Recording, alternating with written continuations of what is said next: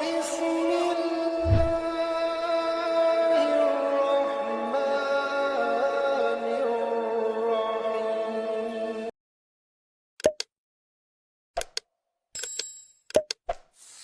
قل أوحي إلي أنه استمع نفر من الجن فقالوا إنا سمعنا قرآنا عجبا. الحمد لله رب العالمين، الصلاة والسلام على أشرف الأنبياء وسيد المرسلين نبينا محمد وعلى آله وأصحابه أجمعين ومن تبعهم بإحسان إلى يوم الدين، أما بعد. فأعوذ بالله السميع العليم من الشيطان الرجيم من همزه ونفخه ونفثه. وأنه كان رجال من الإنس يعوذون برجال من الجن فزادوهم رهقا. حضرات گرامی، جادو اور جنات کی حقیقت اور علاج کے تعلق سے بات چل رہی ہے کہ جادوگر جنات کو کیسے حاضر کرتے ہیں اور اپنے کنٹرول میں، قابو میں کیسے لاتے ہیں، تابع اور مسخر کیسے کرتے ہیں. تو اب تک ہم نے جو طریقے معلوم کیے، ہر طریقے میں شرک پایا جاتا ہے، کفر پایا جاتا ہے.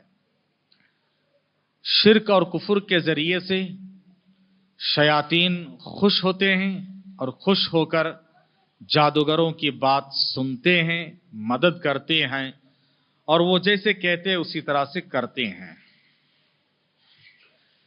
ان طریقوں میں سے ایک طریقہ یہ بھی ہے کہ جادوگر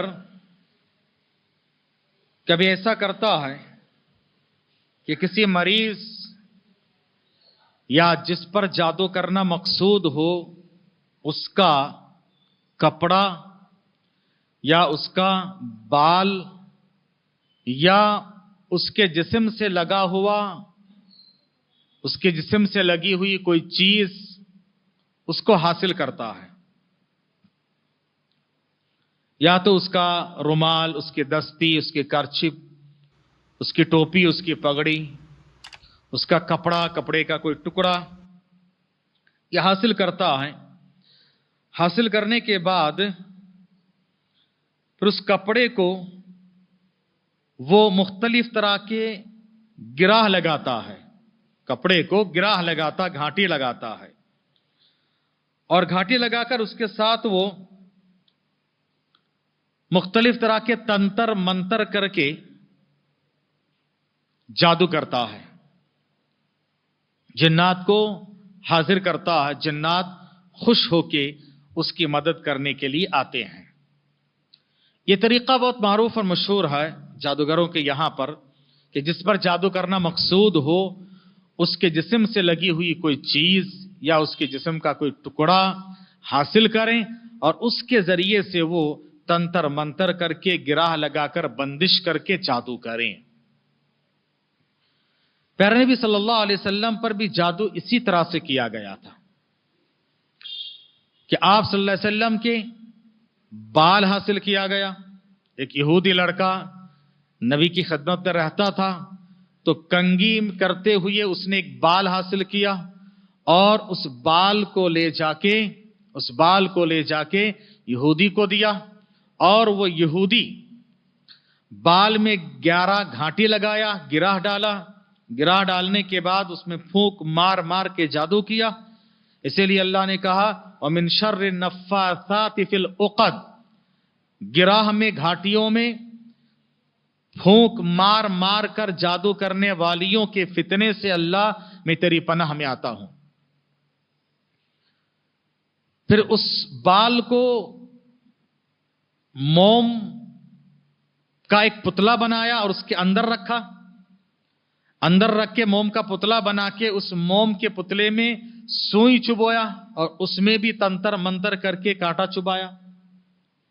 پھر اس کو ایک چھوٹے سے صندوق میں، باکس میں بند کر کے مدینے کے ایک پرانا बाघ के पुराना कुआं था उसके अंदर ले जाके डाल दिया। तो खतरनाक तरीके से ये जादू किया।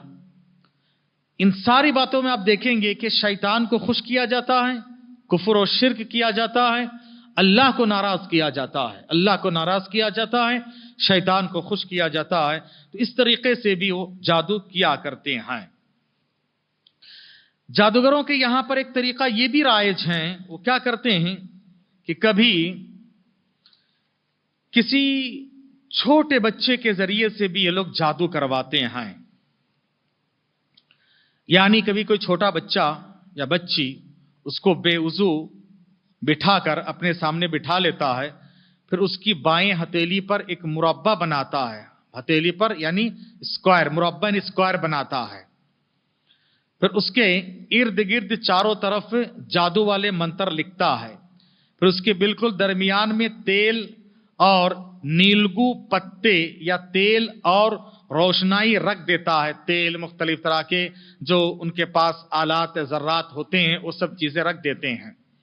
फिर एक लंबे कागज पर कुछ हरूफ वो लिखते हैं, कुछ लेटर्स लिखते हैं और उसके साथ तो चंतर मंतर करके जादू करता है, उसमें फूंक मारता है, कभी आग जलाता है, कुछ और करता है।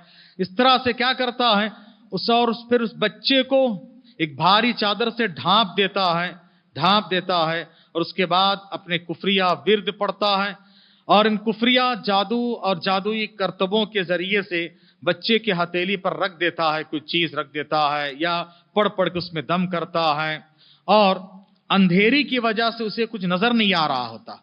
बच्चे को इतना अंधेरे में रखता है, उसको कुछ नजर नहीं आता है। अचानक बच्चा ये महसूस करता है, इसको लगता है कि अब अंधेरे में रोशनी फैल गई है। यानी अब ये रोशनी क्या होता है, ये जिन्नात में से कोई आता है, जिन्नात में से कोई आता है, आके उसको रोशनी दिखाता है, उसको बोलता है मैं रब हूं, ये हूं, वो हूं। अब उस बच्चे के जरिए से कुफरिया शिरकिया काम कराकर उससे पूछता है कि तू हाजिर हो जा, तू ये कर वो कर, इस तरह की कुछ चीजें वो करवाता है। फिर शैतान खुश होता है। यानी जितने तरीका आप देखेंगे ये सब क्या है, कुफरिया शिरकिया तरीका है।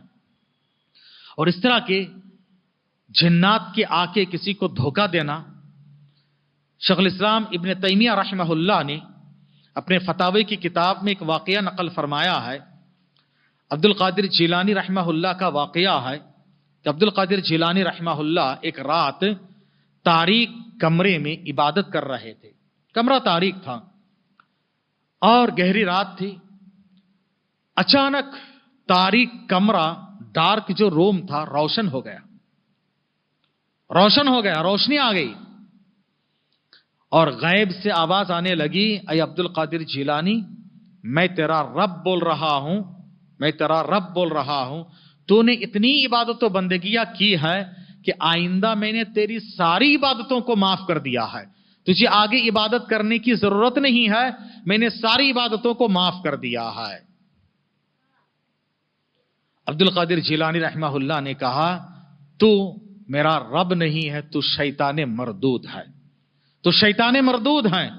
तो अर्ज करने का मकसद क्या है कि शैतान बाकायदा ऐसे रूम में आके रोशनी करता है और ये यकीन दिलाने की कोशिश करता है कि मैं रब हूं, फुला हूं, मुझे मानो, मेरी बात सुनो, मेरी ताबेदारी करो। जब अब्दुल कादिर जिलानी जैसे इल्म वाले इबादत गुजार पर हमला कर सकता है, हमा शुमा का क्या हाल है। उसके बाद शैतान ने कहा, ऐ अब्दुल कादिर जिलानी, तू तो मुझे पहचान गया, मगर आज की रात मैंने तेरे जैसे 70 इबादत गुजार को गुमराह कर दिया जिनके पास इल्म नहीं था मगर इबादत का बड़ा जज्बा था। वो आबिद थे मगर आलिम नहीं थे, वो आबिद तो थे मगर आलिम नहीं थे, इसलिए मैंने ऐसे 70 आबिदों को गुमराह कर दिया जिनके पास सही इल्म नहीं था, नॉलेज नहीं था।